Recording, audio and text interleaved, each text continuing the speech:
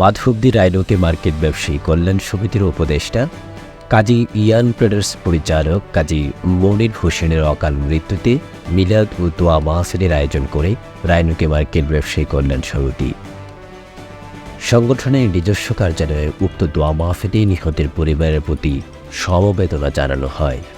এ সময় উপস্থিত ছিলেন সংগঠনের সভাপতি মোহাম্মদ মোশাররফ হোসেন খান, সাধারণ সম্পাদক হাজী মোহাম্মদ খবিরউদ্দিন তালুকদার, মোহাম্মদ বদরুল ইসলাম, মোহাম্মদ আখতারুজ্জামান বাবু, মোহাম্মদ মনির হোসেন হাওলাদার, মোহাম্মদ আক্তার শিকদার, মোহাম্মদ সোহাগ মির্জা, মোহাম্মদ এনায়েত কবির সহ আরও অনেক সদস্যবৃন্দ।